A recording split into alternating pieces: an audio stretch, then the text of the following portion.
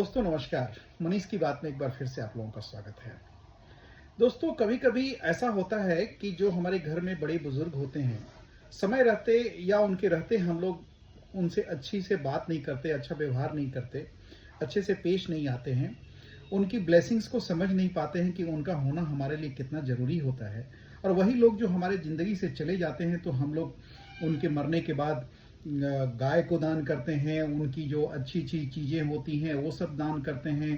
13वीं में उनका जो रिचुअल्स होता है जो 13 दिन का, तो उनको छाता पसंद था, छाता देते हैं, बेड पसंद था, क्या-क्या सब्जियाँ बनवाते हैं। लेकिन जीते जी उनकी सेवा कभी नहीं करते हैं कि उनको क्या पसंद है, वो क्या करने से खुश होंगे, उनको ऐसी सेवा की जाए कि उनको आत्मा को तकलीफ नहीं पहुँचे।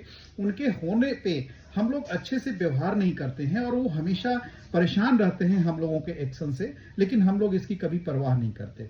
तो कभी-कभी ऐसा हो जाता है कि अगर आप घर में हैं और अपने परिवार के लिए सब कुछ कर रहे हैं, उसके बाद भी आपको सुनने को मिलता होगा कि आप हमारे लिए करते ही क्या हैं, आप हमारे इस घर के लिए क्या करते हैं, ये तो आपका कर्तव्य था, आपको ये करना ही था।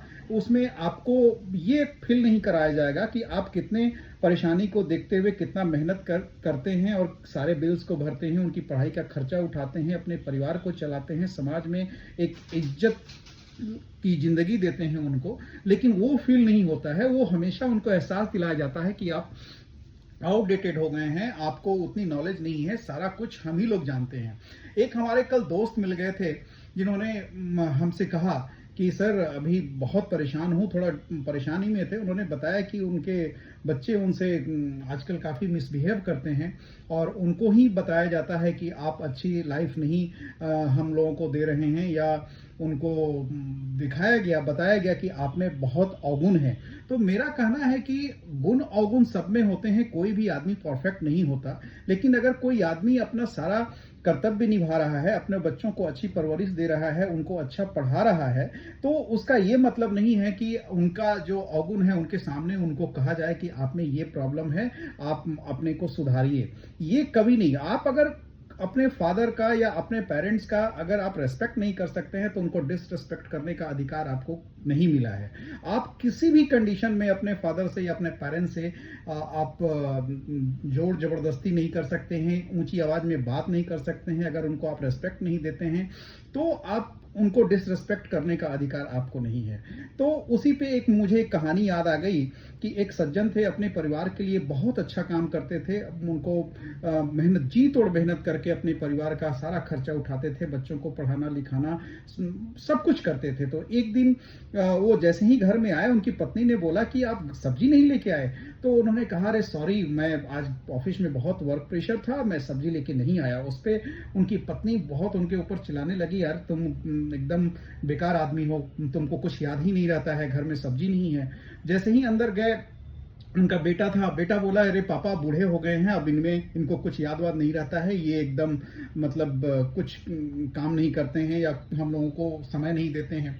अंदर वो सज्जन गए, अपना जो वॉशिंग मशीन में कपड़ा धोया हुआ था उसको रेंगनी पे टांगने के लिए, तो सुखाने के लिए। तो उनकी बेटी बात कर रही थी अपने दोस्त से कि अरे बहन ऐसा है कि कुछ भी हो लेकिन मेरे पापा जैसा मुझे हस्बैंड नहीं चाहिए। तो वो सुन के वो आदमी टूट गया कि मैं जिनके लिए सब कुछ कर रहा हूँ, जिनको अपनी मेहनत कर रहा हूँ, जितोड़ मेहनत कर रहा हूँ, अपनी सुख का चिंता ना करते हुए, अपने स्वास्थ्य का चिंता ना करते हुए मैं अपने परिवार के लिए सब कुछ कर रहा हूँ, लेकिन ये लोग मेरे बारे में कैसा सोचते हैं। उस दिन उस सज्जन ने एक छोटी सी चिट्ठी लिखी और उसमें लिखा कि अभी तक तो मैं आप लोगों को सारा कुछ कर रहा था और अपनी स्वास्थ्य का कभी चिंता नहीं किया, अपनी सुख शांति, अपनी इच्छाओं की चिंता नहीं की, आप लोगों के लिए बहुत मेहनत कर रहा था। अब मैं अपने सुख और अपने स्वास्थ्य की चिंता करते हुए मैं अभी घर छोड़ के जा रहा हूँ। उन्होंने अपना बैग पैक किया और रात को निकल गए।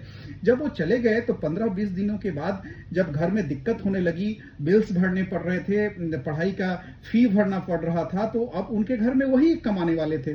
तो सब लोगों को उनकी बहुत याद आने लगी कि वो थे तो कोई चिंता नहीं थी, अब कहाँ से फी भराएगा, कहाँ से हम लोग रेस्टोरेंट जाएंगे, क्या खाएंगे, क्या पिएंगे। इलेक्ट्रिसिटी का बिल कौन देगा, दूध का पैसा कौन देगा, मतलब सारे खर्चे कौन उठाएगा।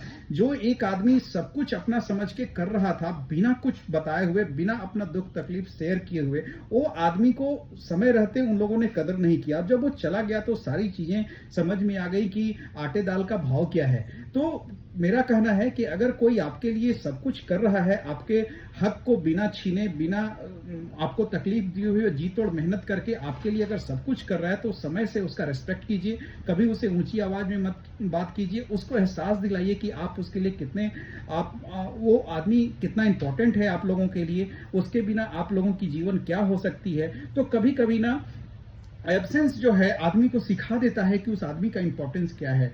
तो एब्सेंस कभी कभी अगर आपको भी लगे, ये हर आदमी की कहानी हो सकती है, ये मेरी भी कहानी हो सकती है, ये आपकी भी कहानी हो सकती है। तो कभी लगे कि घर में आपका इंपॉर्टेंस कम हो रहा है या लोग आपको इंपॉर्टेंस नहीं दे रहे हैं, तो कुछ दिनों के लिए आप अपनी एब्सेंस को फील करा दीजिए और उसके बाद पता चले कि हाँ, कैसे जीवन जिया जाता है और कैसे पैसा कमाया जाता है। तो मेरा यही कहना था कि अगर आपका प्रेजेंस लोगों को फील नहीं हो रहा है, तो अपने एब्सेंस से जरूर फील कराइए कि how much you are important.